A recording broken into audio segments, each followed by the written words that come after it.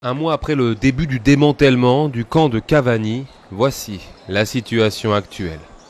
Le 11 février dernier, en marge de la visite de Gérald Darmanin à Mayotte, la population de Cavani était unanime sur le démantèlement du camp. Ça, c'est des gens qui sont ici depuis 3-4 ans ici à Mayotte, à l'extérieur, mais pas dans les camps. Et ça, c'est des gens qu'on les côtoie tous les jours dans nos quartiers. C'est eux qui sont partis à l'aéroport. Mais ce n'est pas les gens qui sont dans les camps. Autre explication, selon le collectif, les arrivées quotidiennes dans le camp qui se poursuivent, comme aujourd'hui, au lever du jour.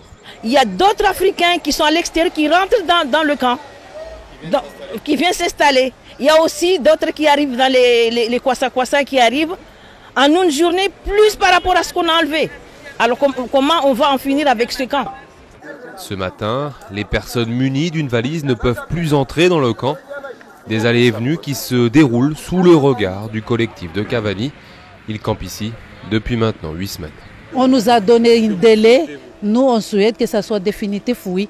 On veut que ça soit fait rapidement, mais on nous a donné un délai. Si on fait les comptes, on va arriver le 10 mars. Le 10 mars, il faut qu'il n'y ait aucune personne là, il n'y a pas de bâches.